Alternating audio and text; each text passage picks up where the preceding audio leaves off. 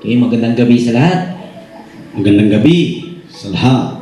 Okay, so bago tayo magsisimula, kukumustahin po natin ating mga kapatiran sa bandang Negros, sa ating mga kapatiran dyan. Sina Sis Dolores, Brother Joel, Sister Zini, Nanay Zini, si Andy La Cruz. Kumusta mga kapatid? Kumusta po kayo mga kapatid? At sa lahat ng ating mga kapatiran sa ibang bansa. So, isa ng ibang bansa po ng ating mga kapatiran. Kumusta po kayo mga kapatid? At magandang gabi po sa ating lahat. At sa lahat ng mga taga Cebu, ating mga kapatiran sa Cebu at sa mga makapanood po, salamat sa patuloy ninyong pagpanood sa aming pagbabahagi na kami ay patuloy din nagkakaroon ng pag-aaral para ipamahagi sa inyo ang aming mga naisagawang pag-aaral. So bago natin ipagpatuloy, Brother Renson, pasalamatan natin si Sister Mona sa naging amen. pagpunta natin sa kanila sa Medellin. So napakalayo po ng Medellin at tayo po ay nakarating doon. Salamat sa maluwag na pagtanggap sa amin. Amen. At sa kanyang partner, kanyang mister, Kuya Johan, napakabait. Salamat po kuya. Amen. Napakaraming handa at napakagandang view, napakagandang beach na aming napuntahan sa inyo. Salamat ng marami at ang Elohim ang magpapala sa ating lahat. Amen. Salamat po at tayo po ay magpapatuloy na sa ating pag-aaral. Ngayon po ay nasa 2 Corinthians chapter 3 po tayo. Bago po tayo magsimula, hingan natin ang opening prayer ating kasama, Brother Renson, para sa pagsisimula. Manalangin po tayo. Kapagpalang Ama, may likha ang langit at lupa, Elohim ni Abraham, ni Isaac, ni Jacob. Uli kami ay narito upang patuloy namin na ilalahad, patuloy namin na ibabahagi ang aming mga napag-aralan at naunawaan sa iyong mga salita. Kaya kami po ay humihingi sa inyo ng gabay, patnubay, kaunawaan na galing sa iyo. At nawa ay ang yung banal na espiritu ng tagapagtulong upang mabuksan ang aming mga isipan, upang kami po ay mayroong talas sa pag-uunawa, pang amin pong maintindihan ang tamang kahulugan ng kasulatan na amin ilahad ngayon, at maging sa mga makapanood sa pag-aaral na ito, sa paglalahad na ito, nawa Ama, ay hindi ito magiging sayang, kundi ito ay magiging susi upang kami po ay mag-aanalisa at magsisikap na maunawaan ang tunay na kahulugan ng iyong kasulatan. Ang lahat po na dinalangin namin sa pamagitan ng pangalan mo na ipinadala mo mula pa sa aming mga ninuno, sa mga propita, hanggang sa kasalukuyan, aming tagapagligtas, aming Misaya. Amen. Amen. Salamat, Brother Renson. So, once again, magandang gabi.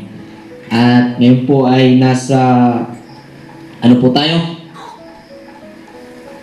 2 Corinthians chapter 3. Amen. 2 Corinthians chapter 3, buksan niyo ang inyong mga Biblia at kami po ay sabayan ninyo sa pag-aaral.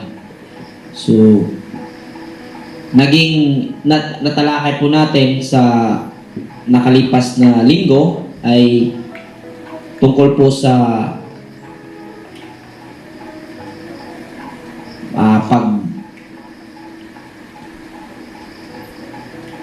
pagkatagumpay sa pamamagitan ni Kristo na natanggap ng bawat mananampalataya. So, ngayon po, ay continuation po ito. Alam po nating lahat, no, na ang aklat ng Korinto, iisang sulat po ito. Itong 2 Corinthians ay ang pangalawang sulat niya po ito. Simula chapter 1 hanggang sa pinakahuling chapter, isa lang po ito. Amen. Ginawa din po natin na ibahagi chapter by chapter para hindi masyadong mahaba yung pagtatalakay sa bawat session. Amen. Okay? So, kulang yung stick natin, sis. Yung makapangyarihang stick ba? Sabi yung... Ayan. Salamat, sis. Okay. So, sa verse 1 to 3, tingnan natin. Sabi pa ni Apostol Pablo dito, akala ba ninyo'y pinupuri na namin? Pinupuri na naman namin ang aming sarili? Yun ang karugtong ng Apostol Pablo. Ang point niya kasi dito, yung napag-aralan sa chapter 2 at Amen. ang mga nauna na niyang naibahagi sa 1 Corinthians. I mean, yung unang sulat niya kasi pangalawang sulat nga niya ito.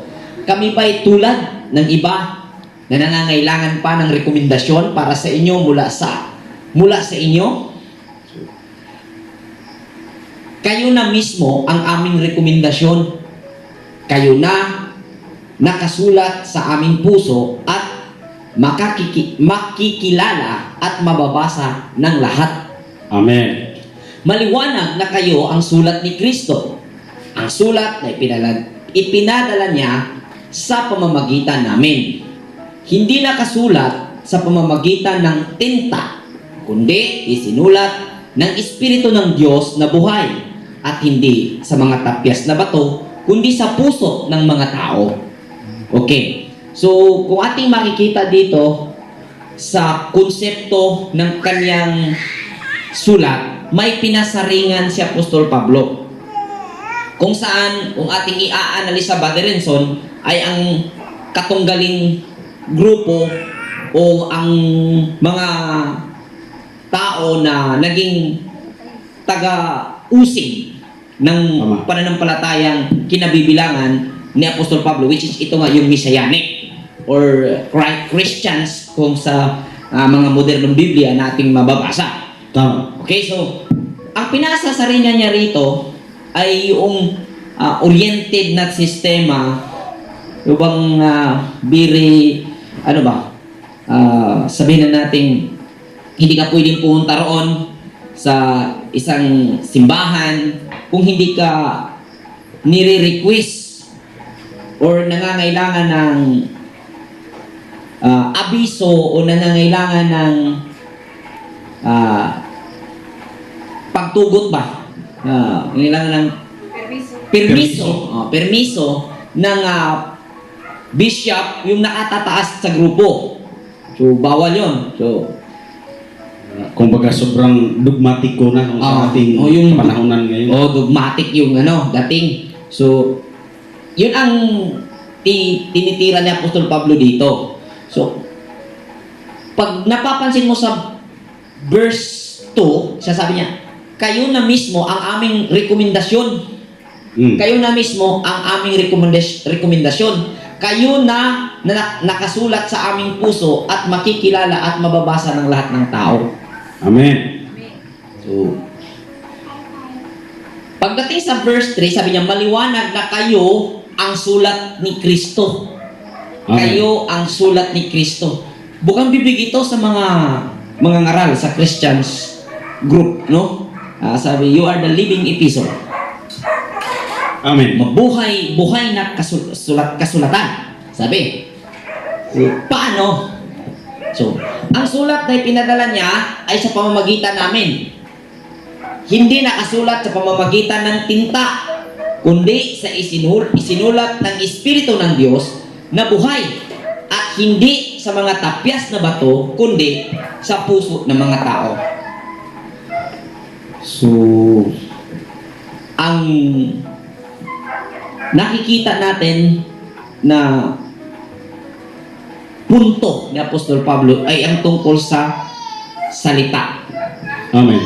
Tungkol sa word. Kung sa Bisaya pa, Brother Renson, pulong. Amen. Yung salita na hindi isinulat ng tinta. Para bagang may yung ano ba kapatid, no? Yung kung ano natin, intindihin natin na para bang may nakatuka na kung halimbawa may magsalita doon sa isang lugar na pinadala ng nakakataas, dapat ganito ang tema sabihin mo.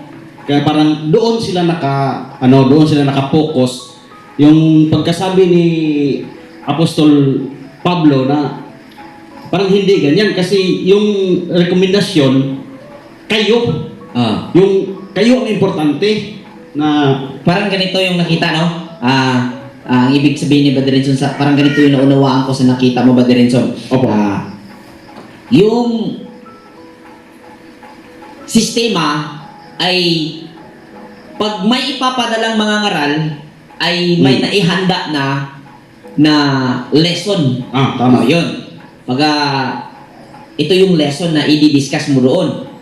Pero, ang sabi ni Apostol Pablo dyan, Brother Renson, sabi niya, kayo na mismo ang aming rekomendasyon. Ibig sabihin, ang sistema noon na kinasanayan ng reliyon na magpunta roon ang isang mangangaral na ipapadala ng nakakataas na pinuno ng reliyon ay may dala na siyang tema kung ano ang kanyang ibabahagi roon.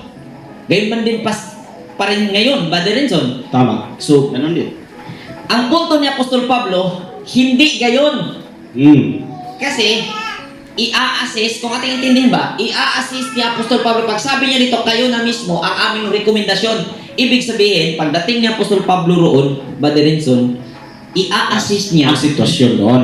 aktual ang sitwasyon Amen. at kung ano ang dapat na magiging maipangaral doon base sa pangangailangan in actual Amen. observation ng isang mangangaral ay siyang kanyang ibabahagi. Amen. Okay? Tama. So, hindi po siya matatawag nating kumandaan ba? Ano bang tawag nun sa Tagalog? Parang naka-pray for? Hindi po siya ganun. I-assess ng isang mangangaral ang sitwasyon ng mga tao ron, mga mananampalataya ron through spiritual senses. Amen. Kung ano yung pangangailangan. O, tingnan natin, no? Kayo na ang nakasulat sa aming puso at makikilala at mababasa ng lahat. Amen. Okay? So, ganun po ang nangyari na taliwas ang pamamaraan ng relihiyon na siyang naging nakasanayan noon Amen. sa panahon nila sa naging pamamaraan ng pananampalatayang pinangungunahan ni Jesus na ipinagpatuloy ng mga apostoles na siyang ginagawa ni Apostol Pablo. Amen. Di ba, Brother Renson? Exacto. Access. Sabi niya, maliwanag na kayo ang sulat ni Kristo. Amen. So, ang sitwasyon dito, ang sulat ni Kristo, ang mga tao. Amen. So, ito'y na-assess ng isang mangangaral sa pamamagitan ng kanyang duty bilang mangangaral. Na-assess niya, nababasa niya ang sitwasyon. Yung mga tao, nababasa niya ang sitwasyon. Sa Amen. pamamagitan ng awareness, yung Christ awareness Amen. na activated sa mangangaral tulad ni Apostol Pablo. Na-a-assist niya ang kalagayan na kung saan sabi niya dito, kayo ang sulat. Ibig Amen. sabihin, pag nakaharap niya doon, Brother Renson, ang mga tao, ay nababasa niya ang pangangailangan sa pamamagitan ng Kristo or yung wisdom Amen. na active sa kanya bilang siya'y mangangaral. Okay? Amen. At ang sulat na ipinadala niya sa pamamagitan namin. So, parang nalilito ka. So, gaya na sinabi ko kanina, na-assist niya Sakto. kung ano ang dapat gawin ng isang mangangaral sa pamamagitan ng katayuan, kalagayan, sitwasyon ng mga mananampalatayang kanyang pinuntahan. Amen. At ang sulat na o ang aral na kinakailangan ng mga mananampalatayang kanyang pinupuntahan ay magiging ipapadala ng Espiritu sa pamamagitan ng mangangaral. Eksakto. Sa madaling Amen. salita, ang mangangaral ay naging extension physically ng anghel na ipapadala ng Diyos para sa kanyang ililigtas. Amen. Gaya ng isinulat sa Hebrew chapter 1 verse 14. Malinaw po ba? So, ganyan yung point mo. Ganyan. Amen. Okay, so ang sabi dito, hindi nakasulat sa pamamagitan ng tinta, Yes. kundi isinulat ng Espiritu ng Diyos na buhay. So, yung ipapangaral ni Apostol Pablo, hindi gaya ng nasa reliyon na mayroon na siyang dalang tema na kung saan mandato ng leader na ito yung kanyang ituturo.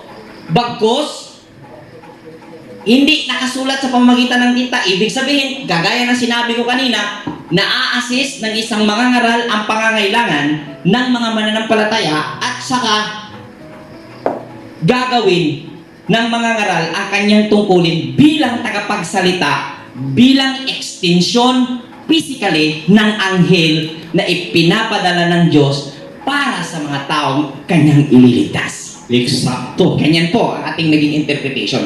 So, dito sa puntong ito, kailangan po nating maunawaan ang tungkol sa salita, Brother Renson, dahil marami po sa atin na pagka sinabing salita ng Diyos, Brother Renson, ay Biblia kagad. Biblia kaagad ang nakikita, at pag sinabi ang salita ay Diyos at ang Diyos ay salita, ay Biblia ang nakikita ng marami. So tingnan po natin ang John chapter 1 verse 1 to 3. Basahin po natin. Matapos po natin basahin, analisahin po natin. Samahan niyo po kami, i-analyze po natin yung nakasulat. John chapter 1 verse 1 to 3. Nang pasimula ay naroon na ang salita. Ang salita ay kasama ng Diyos. Amen? At ang salita ay Diyos. Sa pasimula ay kasama na siya ng Diyos. Nilikha ang lahat ng bagay sa pamagitan niya, at walang anumang nilikha nang hindi sa pamamagitan niya ang nilikha. Okay. Ang sabi sa verse 1, nang pasimula ay naroon na ang salita. Okay. Analyze. Kailan dumating ang Biblia? Kung ang Biblia ang salita, kailan nagsimula? Nung si Moises. Nung si Nay, Moses sige, ay nagsulat, based on Torah, based on Bible, ang first five books ay sulat po ito ni Moses during sa kanyang pangunguna sa bayan ng Israel.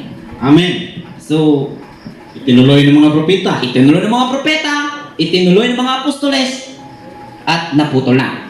Wala na. Wala. So ngayon, analisahin natin.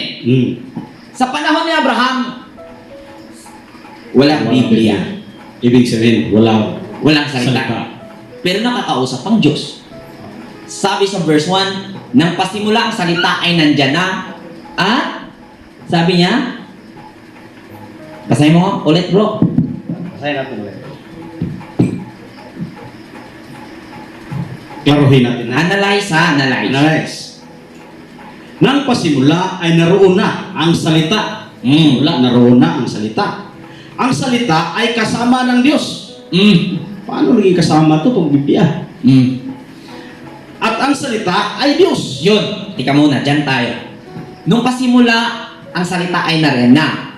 At kasama ng Diyos. At ang salita ay Diyos. Sakto.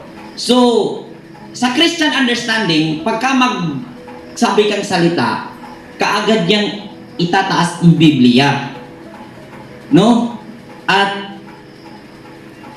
pag isuma total mo sa simula, ang salita andyan na, at kasama ng Diyos, at ang Diyos, at ang salita ay Diyos. Sa madaling salita, kung ating isuma total, base sa nabasa, nang walang pag-aanalisa, ang Biblia mismo, Diyos. Ang ba? Lumuhod ka sa Biblia dahil Diyos mo yan. Hirap nun. Okay? So, tingnan natin sa simpleng pag-aanalisa ang nakasulat. Nang pasimula, nandyan na ang salita, kasama ng Diyos. Hindi pa sinabi ang tao. Pero nandyan na yung Diyos at ang salita. Amen. Sa simpleng pagkakaunawa, hindi po ang Biblia ang salita. Eksakto. Ngunit, ito ang isinulat ng mga taong nakatanggap ng salita. Amen. So, sa madaling pagkasabi, huwag salita. Sa madaling pagkasabi, ang Biblia ay hindi ang salita ng Diyos. Amen. Kundi ang naging sanhi ng pagsulat ng Biblia. Amen. Ginawa natin ang ganitong analisisyon upang magkaroon ng paglaya ang mga taong hindi nakakakita ng ganitong pagkakaintindi tungkol sa nakasulat sa John 1:1. So saan ba ang salita matatagpuan? Kasi ang uso kasi sa debatista na pag-ugali, pag hindi nabasa sa Biblia, hindi ito katotohanan. Dahil ang salita, yun ang katotohanan. Kung ating isuma total, si Abraham walang Biblia. Di ba? Sakto. Pero nakausap niya ang Diyos. At ang Diyos ang salita. So naging progresibo na resulta ng pag-aaral na isinagawa ng Torah community. Ang basis natin, ang Diyos ay ang matuwid na sistema na siyang tahanan o pinanahanan ng tao. Okay? Amen. So, pag sinabing salita, ang salita ay hindi ito sinulat sa tinta. Ito Amen. ay ipinapadala ng Espiritu ng Diyos na buhay. Ibig sabihin, ang salita ay produkto ng sistema na tahanan mo. Kaya may analisisyon ka, kaya may ideya ka, kaya may pangunawa ka, Amen. nakakatanggap ka ng salita. Eksakto. Kaya naisulat ang Biblia dahil ang taong matuwid ay lubos na nakakaunawa sa salita ng Diyos. Amen. Kaya paalala, kung mag-aaral ka ng Biblia para maging matuwid ang buhay mo, imposibleng mangyari yan. Eksakto. Mamuhay ka ng matuwid, maunawaan mo ang Biblia. Amen. Huwag aralin ang Biblia upang mamuhay na matuwid. Dahil marami pong naghiwalay na mag-asawa, marami pong nasira na relasyon dahil sa letra por letra na pangunawa sa nabasa sa Biblia. Amen. Eksakto talaga yung mga kapatid dahil sa obserbasyon natin sa mga experience, maraming pamilyang hindi na nagkaunawaan. Nagkaroon ng gap ang bawat pamilya dahil ang isa ay iba ang relihiyon, ang kapatid ay ibang relihiyon, nagkaroon sila ng pader. Amen. Dahil sa Biblia. Biblia. So, kung ating titingnan, ang Biblia, produkto ng paggawa ng matuwid. Amen. Kumbaga, resulta, inspired by the Holy Spirit, ang isang tao, yung Holy Spirit na sinabi na nag-inspired, ay ang salita po yun. Amen. Kaya isinulat niya ang salita na kanyang natanggap. At Eksakto. kung hindi mo masumpungan ang kanyang naging kalagayan kung kaya na isulat niya ang Biblia, hindi mo mauunawa Tama. ang Biblia. Ibig sabihin, kailangan mong magsikap na gumawa ng matuwid at ihakbang ang iyong mga paa sa bawat pangunawang matuwid at dapat gawin. Amen. Mauunawaan mo ang Biblia at darating ang panahon, maibabahagi mo sa mga tao ang pagkamatuwid na hindi ayon sa tinta na naisulat sa Biblia, kundi ayon sa banal na Espiritu ng Diyos na buhay, Amen. na siyang patnubay ng mga sinaunang mananampalataya, Misayani. Okay po ba? Eksakto. Okay, next.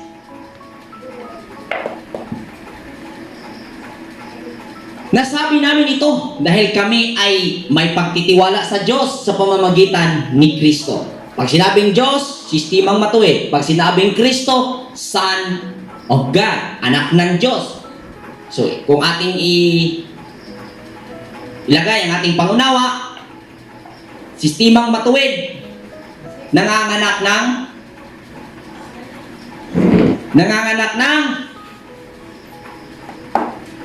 karunungan, Kristo. Pag sinabing karunungan, yan po ay unawa Amen. sa lahat ng idea. Marami pong idea, thousands idea ang iyong nakikita in 1 minute sa iyong isipan. Amen po ba? Marami pong idea kung iyong titingnan. Pero hindi pa po yan nalagyan ng unawa. Amen. Kapag ang tao'y sangayon sa pamumuhay ng matuwid, ay nanganganak ng, ang matuwid na sistema nanganganak ng karunungan, ibig sabihin nanganganak ng unawa. Amen. Kaya sa bawat ideya na lumulutang sa iyong isipan, ay magtatrabaho ang unawa. Amen. Kung ikaw, magtatrabaho ang unawa, kung ikaw ay namumuhay ayon sa sistemang matuwid, tatrabahuin niya ang pangunawa. Kaya, ano ka ba? Nagtaka ka? Bakit may taong daling nakakaunaw? Bakit may taong bagal umunaw? Amen. Kung ano yung quality ng ating pamumuhay bilang nananahan tayo sa sistemang pagkamatuwid, siya pong quality ng trabaho, ng unawa o ng karunungan na naging nasa sa atin. Amen. Ano lang po yun eh. Kung ano yung quality ng ating pamumuhay bilang nananahan tayo sa Diyos, ganun din po ang quality ng kanyang trabaho. Kaya sa Amen. school, isang teacher, isang lesson, iba-ibang answer. Ano po ba? Dahil po, kung ano po yung quality ng ating pamumuhay sa sistemang matuwid o sa Diyos, yan po ang quality ng unawa na iyong matatanggap o unawa na siya pong quality ng trabaho ng unawa na nasa sayo. Hindi po, Amen. kasi po, God is faithful. Ganun po natin nakikita na tunay nga na ang Diyos ay tapat. Tapat. Kung paano ka naging lumalakad sa sistemang na pinanahanan mo bilang ikaw ay resulta ng enerhiya at sistema, kaya ikaw ay naging tao, naging consciousness, kung paano ka namuhay dyan, may anak kasi ang sistema eh. At yung karunungan, yun din pong quality niya. He is faithful. Eksakto. Kuha po, ganun po natin na intindihan na ang Diyos ay tapat. Amen. Dahil gagamitin tayo ng Diyos sa pamamagitan ng paggamit natin sa Diyos. Kung paano tayo gumamit ng sistema, kung ano ang quality ng ating paggamit, ganun din po ang quality ng ibabalik niya sa atin. Amen. Ang buhay ay iko eh. Ganun po kasimple. Okay? So, sabi niya dito, kung sa aming sarili lamang ay wala kaming kakayahang gawin ito. Sarili, sabi dito sarili, ibig sabihin, yung gusto ba? Yung makataong gusto ba? Subalit, ang aming kakayahan ay kaloob ng Diyos. Ibig sabihin, kung may pangunawa sila, dahil yun ang nararapat sa kanila bilang katumbas ng kanilang pagsisikap na mamuhay ng matuwid ayon sa dalisay ng kanilang damdamin sa bawat ginagawa. Amen. Huwag malito ha. Ganito po yan. Marami pong may mga magagaling na skills. Pero hindi po enough. Hindi po sapat ang gawa lamang. Ha? Na hindi nag-uugat sa dalisay na hangarin. Amen. Okay? Eksakto. Kung gagawa ka ng walang dalisay na hangarin habang ginagawa mo ang bagay na yung ginagawa, hindi po siya ganun ka-epektibo. Eksakto. Kailangan pong magkaisa ang tatlong kapasidad ng tao. Isipan, damdamin, at lakas. Amen. Love God with all your strength, with all your soul, with all your mind. Amen. Soul means feelings. Okay? So, ganun po. Kaya nagkaroon sila ng ganito dahil dahil sa kaloob ng Diyos na nasa kanila. Sa madaling salita, dahil sa desire. At ang desire, yan po ang grasya na nagkaroon tayo ng ganyan upang i-attract ang lahat ng magagandang mangyayari sa buhay natin na walang kakayahan o walang makakapigil sa kung anumang ang ating i-desire. Kung yung ating naging desire ay magkaroon ng pagkakaisa at lubos ng pagkakaintindi, pagkakaunawa ang ating buong capacity. Amen. Binigyan niya kami ng kakayahang maging lingkod ng bagong tipan. By bagong tipan. Isang kasunduang hindi nababatay sa kautosang nakasulat, kundi sa Espiritu. Sapagkat ang kautosang nakasulat ay nagdudulot ng kamatayan. Ang kautosang nakasulat ay nagdudulot ng kamatayan. Ngunit ang Espiritu ay nagbibigay buhay. Amen. Okay. So ang punto, may nag-aaway, Brother Rinson. Oh. Christians and Judaism. Messianic. May bangayan dito sa verse na to. Ang sabi ng Messianic Judaism, hindi maaari na mawawala yung nakasulat, yung Torah. Yung written Torah. Okay? So, kasi hindi po pwede. Ang sabi naman ng Christians, wala na yon. Ito, sabi, isang tipang kasunduang hindi nababatay sa kautosang nakasulat, kundi sa Espiritu. Yun. Wala na yung Torah, bro. Wala na. Kasi nakasulat yan. Di panalo na ang Christian sa Messianic niya. Panalo na. Sapagkat ang kautosang nakasulat ay nagdudulot ng kamatayan. Ngunit, ang Espiritu ay nagbibigay buhay. Amen.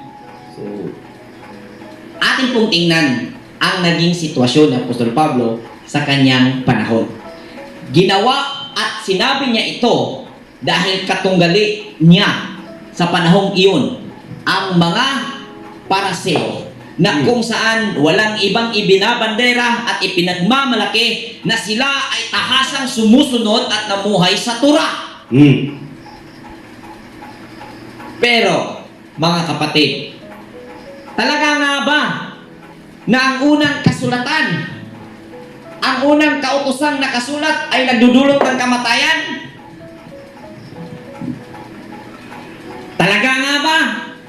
O ginawa ito ni Apostol Pablo upang iparalyze ang mga gumagapang sa kanyang mga kasamang mananampalataya sa Corinto. Dahil kung ating titingnan ang premise, Brother Renson, Elohim is the same.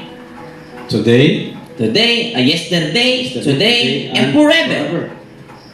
Paano kung siya nagbibigay noon kay Moses at sa panahon ni Pablo at ni Jesus at sa mga apostolis ay nabago? Na sana yung He is the same yesterday, today, and forever. Asa na yun? Mukhang mapapalaban tayo dyan sa diskusyon.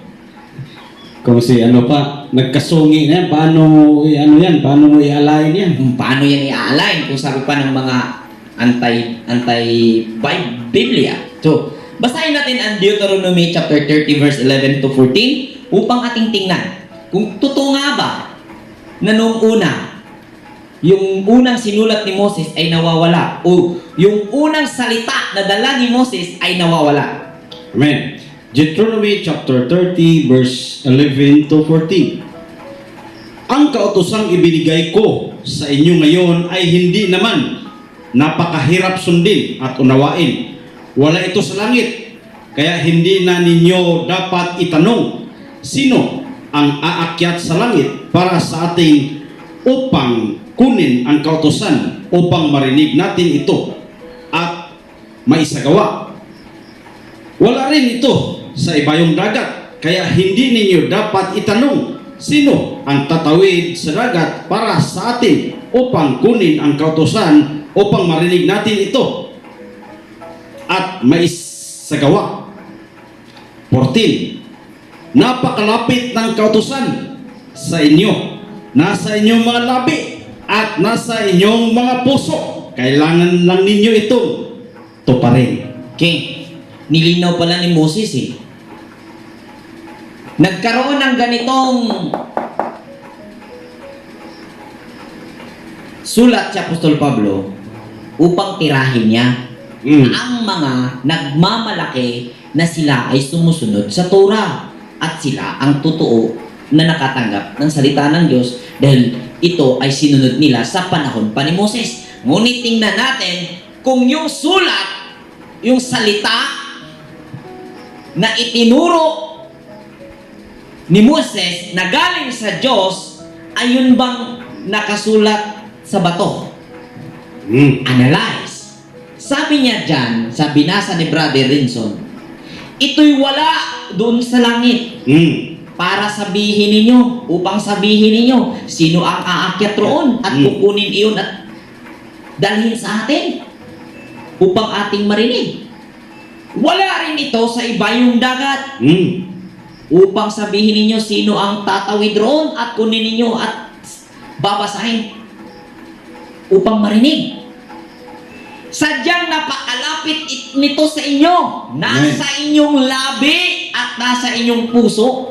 Amen. Ay, nilinaw pala ni Moses, Brother Rinson eh.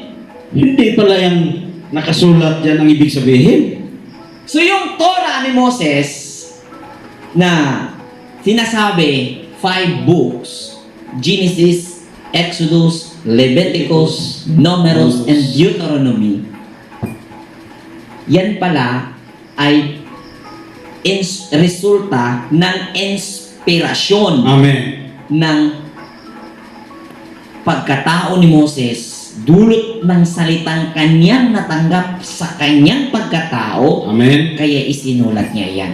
Ngunit hindi pala iyan ang talagang salita na natatanggap ni Moses. Amen. Bakit?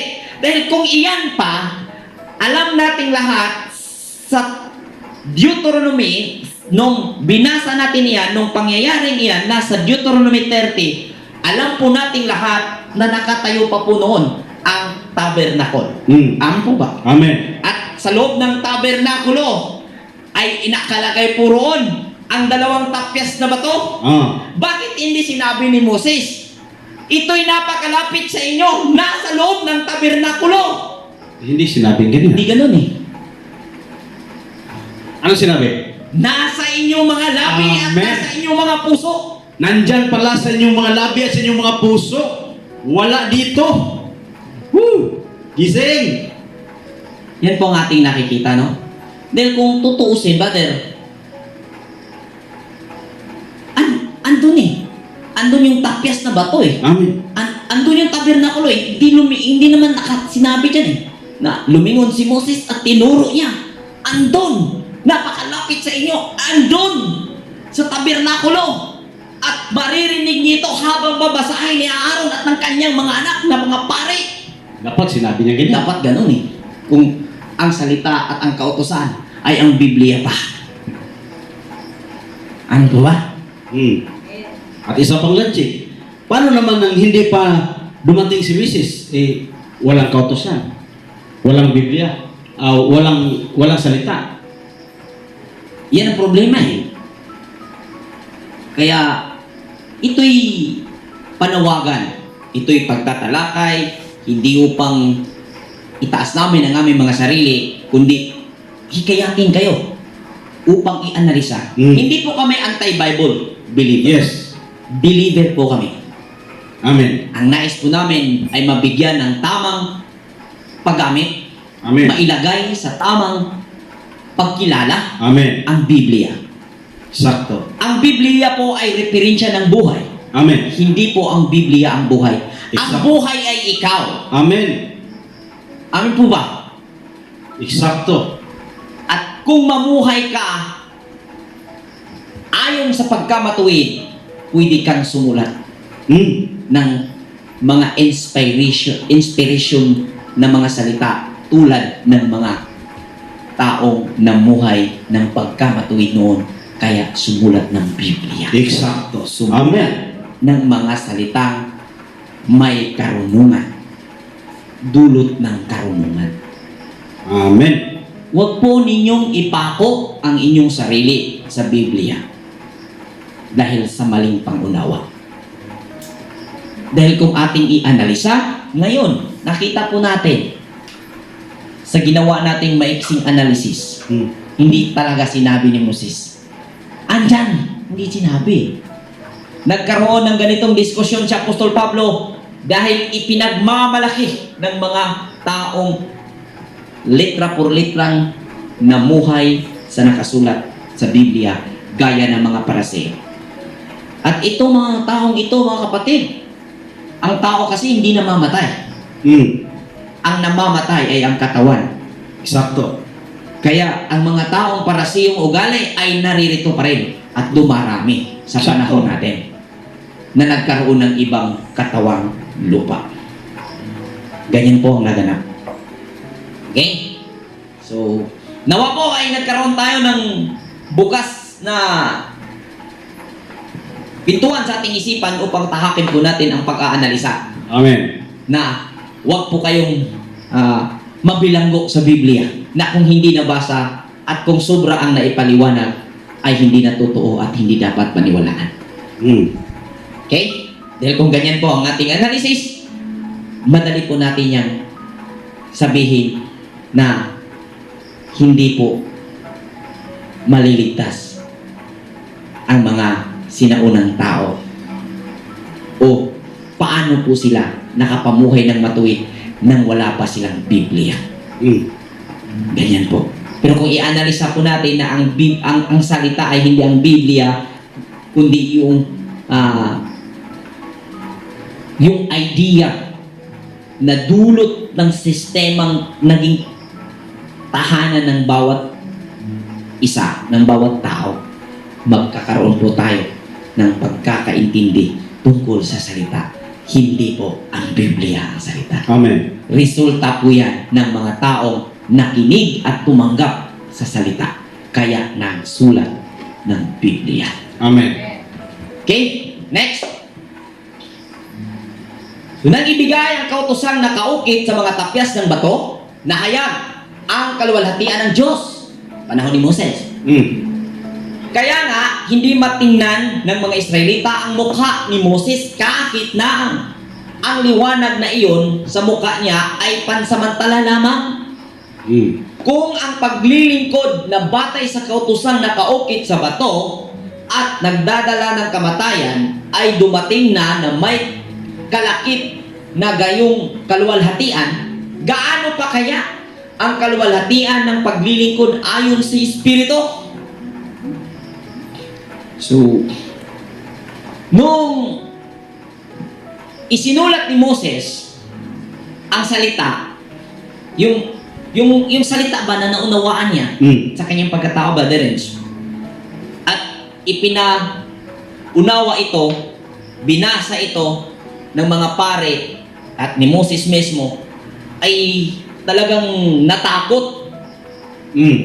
Nang sabi dito ay nagliliwanag yung mukha ni Moses, hindi po yung literal na nagliliwanag. Ibig sabihin, natanaw ng tao kung gaano Amen. ka banal o gaano ka righteous. Para bang ug sa Bisaya pa ba din sa mga ako'y naong katubang ng tawhanan. Matarong ba niya? At tong panahon na ba din kaning mga Israelita gikan sa Egypto, nakaambit ni sila kinaiya nga ipuhanon. So itong Tagalogo no kay siya kita itong magkaigsuna diya. Nung panahon niyon ba Derenson, nung sinabi na sulaw kay itong naong mo sa Bisaya nasad? Ano ba yun? Maliwanag. Maliwanag. Maliwanag yung mukha ni Moses, hindi po ibig sabihin nun ay talagang mayroong liwanag. Maliwanag. Kung sa Bisaya pa, yung sinabi ko kanina, may parang wala silang mukhang maihaharap ba? Yun. Dahil nakita nila, habang binasa yung sinulat ni Moses kung paano ang tao mamuhay na matuwid, ay Para bang tinamaan siya. o para bang natamaan sila, Brother Renz, na nakita nila yung para bang lalo nilang nakita yung kanilang kamalian. Yun. Nung nabasa nila yung guide, kung ganito tayo mamuhay, nung gumawa si Moses ng rules doon sa bayan. Dahil ginawa ni Moses iyon upang mayroong batas na mag-mobilize doon sa kanilang kalagitnaan para magkaroon ng harmony. At sa panahon iyon, ang mga Israelita, kaya nahiya sila, Brother Prince. Dahil ito mga Israelita, alam natin, galing po ito sila sa Ehipto. So mayroon po silang namana or sabihin na natin, kung sabihin pa nakaambit sila ba, mayroon po silang nadala. Ganun lang natin pagkasabi, no? Na nadala na pag-uugaling Egyptian na kung saan hindi talaga makatarungan. Kumbaga, makasarili. Makatao, makalaman. Ganun po yung punto doon. Kaya nung isinulat ni Moses, yung kanyang naunawaan at ibinasa niya ito sa mga tao, sabi dyan sa figurative na ekspresyon na ating nabasa ay talagang nasisilawan sila sa mukha ni Moses. Ganun po yun, ha? So, ganun po yung ibig sabihin. Dahil wala pong ganun na mayroong pantasya na nung si Moses bumaba mula sa Sinai ay talagang yung mukha niya ay nagliliwanag. Wala pong ganun. So ang sabi dyan, pansamantala na yun ay mawawala. So ibig sabihin, kung talagang tinatanggap yun ng tao, yung kanilang pagkakamali ba na nakikita dahil sa isinulat ni Moses kung ano yung tama, ay mawawala yung kanilang hiya ba sa sarili, yung hiya na sa sarili. So, sabi ni Pablo dito, gaano pa kaya ang kaluwalhatian ng paglilingkod ayon sa Espiritu? So, kung isinulat ni Moses at nabasa nila sa pamamagitan ni sulat ni Moses at nahiya sila sa kanilang sarili, how much more pa kaya kung ma-activate yung iyong pagkatao, yung Kristo ng iyong pagkatao, at maunawaan mo ang tama at mali, maunawaan mo ang kung ano yung dapat gawin bilang ninanais mong mamuhay ng matuwid, mas lalo kang mahihiya. Kahit wala pong nakakakita sa iyong ginagawang mali. Amin po ba, Brother Renz? Amen. Hindi kailangan may makakaalam ng iyong pagkakamali na tao upang ikaw ay mahiya. Di ba? Amen. Ikaw mismong hiyang-hiya sa iyong sarili kung alam mong mali at nakita mo at naunawaan mong hindi yan tama.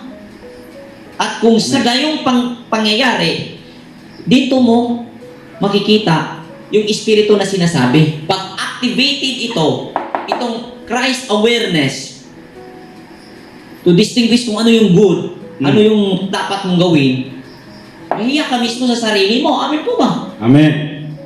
Ganun po ang ibig sabihin. So, kung may kaluwalhatian ang paglilingkod na nagdudulot ng hatol sa kamatayan, lalo pang maluluwalhati ang paglilingkod na nagdudulot ng pagpapawalang sala. So, itong kamatayan na tinutukoy dito ni Apostol Paul ay ito po yung pamamaraan na ipinapatupad ng mga sumusunod sa batas Amen. na isinulat ni Moses. Kung saan hindi naman ganun ini-implement ni Moses spiritually. Pero gayon po ang kanilang naging implementasyon. Yan po ang ating nakikita. Sabi niya, pag maluwalhati ang paglilingkod na nagdudulot ng pagpawalang ano pa yung matatanggap na pagluwalhati nitong nagdudulot ng pagpapawalang sala. Kasi pag yung Christ awareness ay activated sa individual o sa isang persona, sa isang tao, kung ang desire mo is mamuhay ng matuwid, lahat naman ng tao nagnanais na sumamba sa Diyos. Kaya nga nagkakaroon ng kanya-kanyang pamamaraan para sambahin ang Diyos.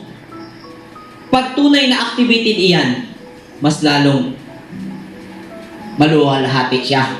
At dahil napapawalang sala ka. Bakit napapawalang sala? Nahihiya ka eh.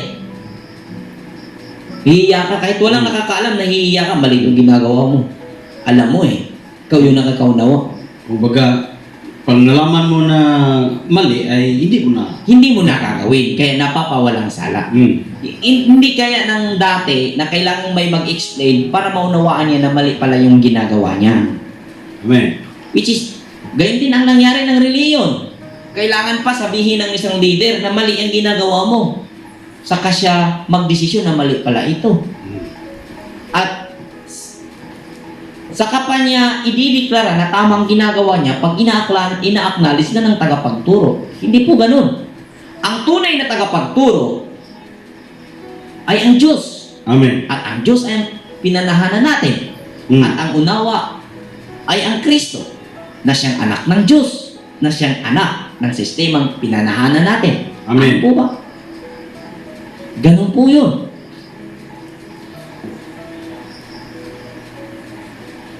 So, kung may kaluwalhatian ang paglilingkod na nagdudulot ng hatol na kamatayan, lalo pang maluluwalhati ang paglilingkod na nagdudulot ng pagpapawalang sala. Yun po. 10. Dahil dito, masabi natin ang dating kaluwalhatian ay wala na. So, ang dating kaluwalhatian ay wala na sapagkat napalitan ito ng higit na maluwalhati. So, yung pagkamangha, yung pagkaluwalhati dahil sa pagbasa ay mawawala na yon. Ibig sabihin, kung niluluwalhati mo ang Diyos dahil nabasa mo ang sinulat ng taong nakatanggap ng salita ng Diyos, mawawala na yon. Dahil mapapalitan, hindi ibig sabihin na mawawala, na walang bisa yon, kundi napapalitan dahil nauunawaan mo kung kaya't nasulat niya ito. Amen. So yan po ang punto. Hindi po natin itatakwil ang Biblia. Yes. Kundi mas lalo natin maiintindihan dahil nauunawaan natin ang naging sanhi Amen. ng bakit nasulat ito. Pagkasulat. Okay?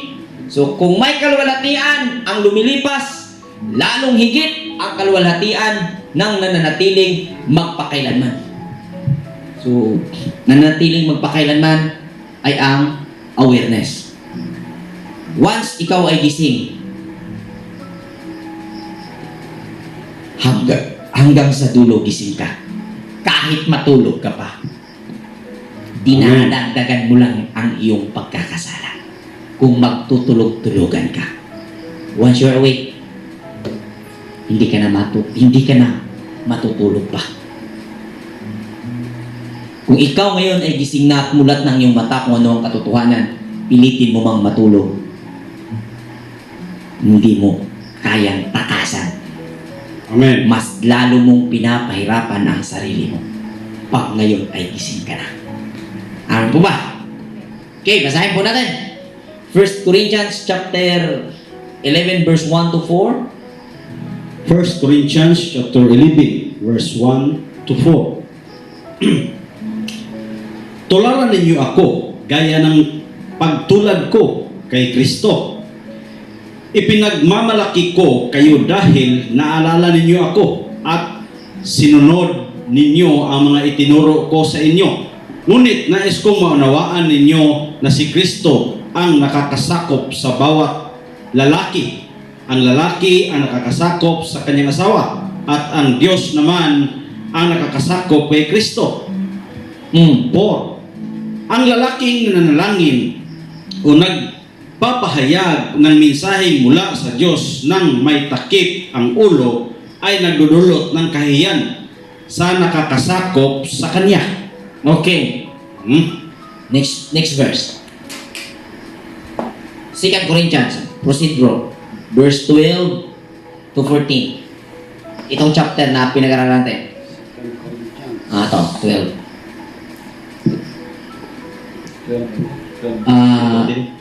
Chapter 3, verse 12 to 14. 13 to 14.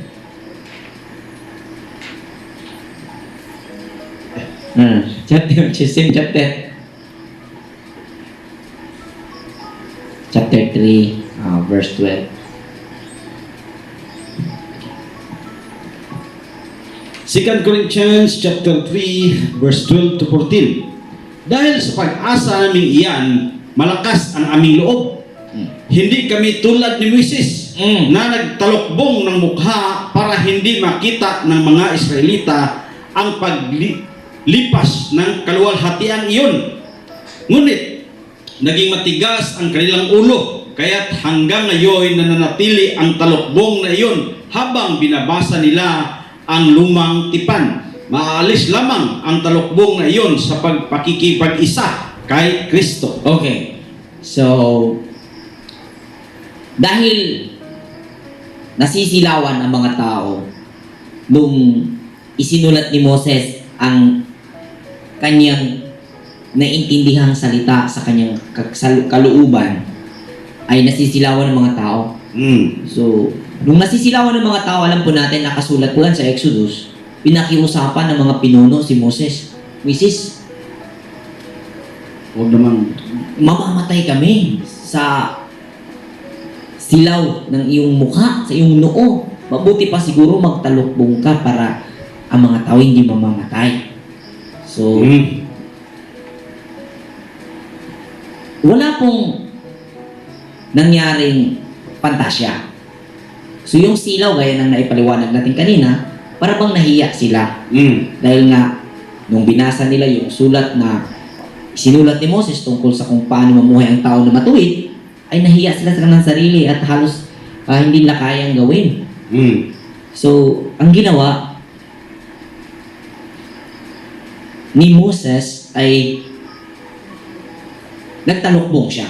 Ibig sabihin po ng talokbong, hindi po ito ang talokbong. Yun po yung figurative way ng pagsalin. So, ginawa ni Moses dahil ipinakiusap ng mga pinuno. Slight lang niya. Kumbaga, kinukonsidera ni Moses yung kalagayan ng mga Israelita dahil sila nga ay galing pa sa Ehipto at mayroon silang dala na ugali. Exacto. Or sabihin na natin, mayroon silang dala na lifestyle na hindi ganun kadali maalis. So, ang punto ba dito, para sa mga pilosopo, ang punto ba dito, mali si Moses sa kanyang ginawa? No, ang punto dito, hindi po mali si Moses, which is tama po yun, yung ginawa ni Moses. Dahil nasa transition situation ang Israelites. Nasa tama po ang ginawa ni Moses. Dahil nasa transition ang sitwasyon ng mga Israelita. Pero, yung pangunawa na naikabit doon dahil sa pagtatalukbong ni Moses ay nakatakip pa rin sa mata or sa mga tao hanggang ngayon, sabi ni Apostol Pablo. Nararapat ba na gawin ng mga mangangaral ng Messianic gaya ni Apostol Pablo ang ginawa ni Moses sa kapanahunan nila ni Apostol Pablo? Na magtalukbong pa at bigyan ng konsiderasyon ang kanilang damdamin dahil hindi nila kayang gawin ang ibig sabihin na kung ano ang dapat na pamamaraan para mamuhay na matuwid. Dapat bang ikonsidera? Sa panahon ni Moses, oo, dapat yon dahil may transition. Sa panahon ni Apostol Pablo, ay wala na po, mga kapatid. Kaya hindi po mali si Moses. Tama po ang ginawa ni Moses sa panahon niya. Ngunit, yung pangunawa na naging resulta ng pagpagaan ni Moses ay naipagpatuloy ito ng mga tao hanggang sa panahon na tinutukoy ni Apostol Pablo sa kanyang kapanahunan. Sakto. Kaya binara niya Apostol Pablo. Kaya sabi niya dito sa 1 Corinthians chapter 11 verse 1, yung binasa ni Brother Renson, hindi maaari. Iba ng sitwasyon noon. Iba eh. Ibang-iba. Hindi na maaari dahil ang Kristo ang ulo ng lalaki. Kaya hindi pwedeng magtalukbong ang lalaki kung siya ay nangangaral sa iglesia. Ibig sabihin, wala na pong pangangalipin na naganap tulad noon sa panahon ni Moses. Amen. Kaya, straight to the point. Amen. Strike. Amen. Tirahan mo. Sabihin mo kung ano yung nakita mong tama. Amen. Kaya sabi ni Apostol Pablo, hindi kami tulad ni Moses na nagtalukbong ng mukha para hindi makita ng mga Israelita ang paglipas ng kaluwalhatiang iyon.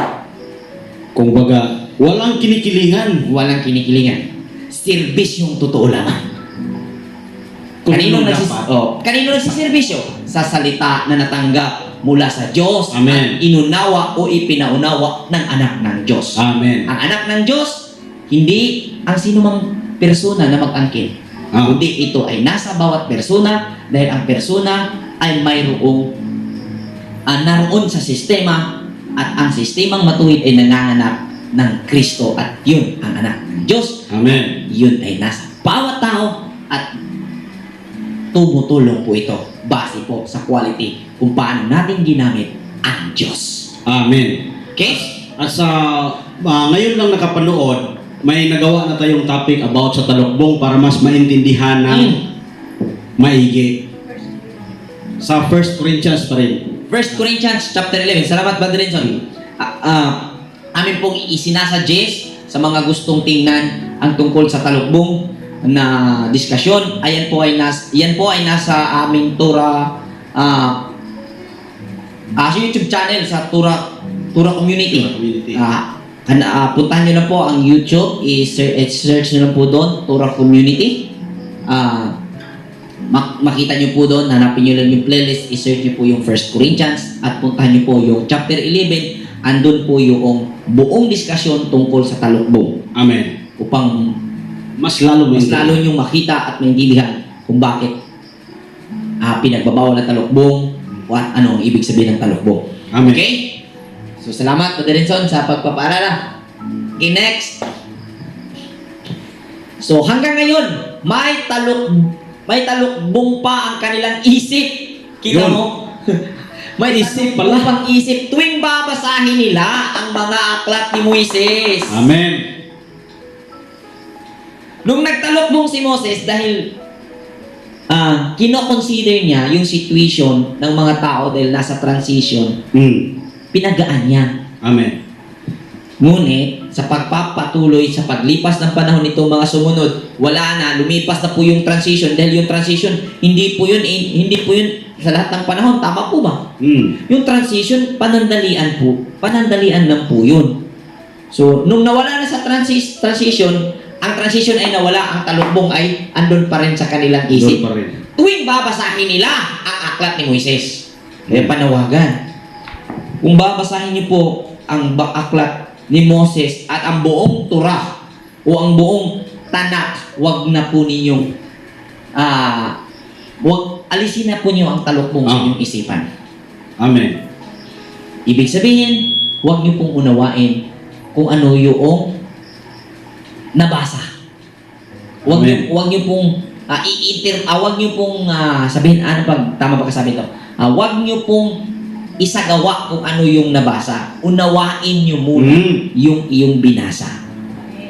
Amen. I-apply mo kung ano yung pangunawa sa iyong nabasa. Huwag yung nabasa. Eksakto. Okay? Para magkaroon po ng pag-alis sa talukbong. Bigyan natin ng example o hindi na lang? Bigyan! Mas Bigyan ng pagbuti. example. Yung sa Mateo 18, kung ang nabasa ay hindi mo na unawain at yun na yun, ang pagkasabi doon, ilang ulit na to, pag nagkasala ang iyong kanang mata, kailangan mong ukitin, Dukitin mo. Dukutin. dukutin, dahil mas maganda pang bulag para makapasok ka sa kaharian Ng langit. ng langit. Kung nagkasala ang iyong kanang kamay, kailangan itong putulin. Nakasulat yan. Kung yung nakasulat ay hindi mo na unawain, iputulin mo na yung kamay mo. Dahil wala namang taong hindi nagkasala. Wala namang tao hindi nagkasala. Yan po yung sinabi ni Pablo sa Roma 3:23. Kaya, pag ang nabasa, yun na yun, hindi mo na intindihin, ay lahat tayo bulag. Lahat tayo putol. Ang kaharian ng langit, puno ng disable. Ayun. Walang makapunta sa langit na ano. Walang makapunta sa langit na na walang diferensya. Kapansanan. Walang kapansanan. Dahil hindi naman pinatunayan ng kasulatan sa maraming propeta na nagpapatunay na walang taong hindi nagkakasala. Sa Roma lang eh. So lahat ng tao nagkakasala, ibig sabihin, kung ano man yung naging sanhi ng kanilang pagkakasala sa parte ng kanilang katawan ay kung ililiteral po nating unawain ang ating nabasa at i-apply, ay napuputol na yon. Botol. Kaya, madaling salita, ang kaharian ng langit ay kaharian ng mga may mga kapansanan. Mga bulag at putol. Mga bulag at putol, ang kaharian ng langit kung ating pong ililitra por letra ang nabasa at i-apply natin sa buhay. Alisin na po natin ang talukbong at unawahin po natin ng makatarungan, patas at may hustisya ang ating binasa. Eksakto. Ganyan po natin isasagawa ang pag-aaral. Kung sa Bisaya pa, that's right. Next! Wala na pala. So, ang Panginoon binanggit dito ay ang Espiritu. Ang Panginoon, yung Panginoon means yung po yung Adoni. Adoni means my Lord, my boss. At ang Espiritu, ang Panginoon, ang nagbibigay sa atin ng kalayaan. So ito po yung Panginoon na tinutukoy ditong Espiritu at ang Panginoon ay isa, ito po yung Kristo, anak ng Diyos. At ngayon, naalis na ang talukbong. Naalis na kaya? Sa Korinto, sinabi ni Apostol Pablo, naalis na ang talukbong sa pamamagitan ng kanyang pagtuturo kung ano ang dapat gawin. Alisin na po natin ang talukbong nang sa gayon po ang Biblia ay hindi po maglululot ng pagkasira ng relasyon ng iyong kapitbahay, mahal sa buhay, asawa, anak, at pamilya. Alisin po natin ang talukbong. Amen. Sabi, nagniningning sa ating mga mukha ang kaluwalhatian ng Panginoon. At ang kaluwalhatian iyan ay nagmumula sa Panginoon na siyang Espiritu. Siyang magbabago sa atin mula sa isang antas ng kaluwalhatian hanggang tayo'y maging kalarawan niya. Amen. So, hanggang tayo'y maging kalarawan niya. So, yung sinabi pala sa Genesis, gawin natin ang tao ayon sa ating larawan, hindi pala iyan nang ikaw ay isinilang ay nangyari na. Kundi habang ikaw ay isinilang, kailangan kang maisilang muli at maging sa proseso darating ang araw ay maging kalarawan niya sa pamamagitan ng pagsunod sa Panginoon na ang Espiritu at ang Espiritu ay ang awareness na kung tawagin sa Grego ay Christ. Amen. Or Christos. In Hebrew, Mashiach. Huwag nyo na pong lagyan, huwag nyo pong paniwalaan ang mga ikinabit niyang pangunawa. Christ is which, hindi po yan totoo. Dahil kahit Amen. yan po ay ilalagay kung kung ating titingnan, hindi po yan mabisa. Hmm. Dahil ang termino po na Kristo ay original from Hebrew Mashiach na ang ibig sabihin ay mediator. Amen. At ang mediator, yan po, ang Espiritu, dulot ng sistema o bigay ng sistema, anak ng sistemang pagkamatuwid na siyang pinanahanan natin. Salamat sa ating lahat. Magandang gabi. Shalom Aleichem. Aleichem. Shalom.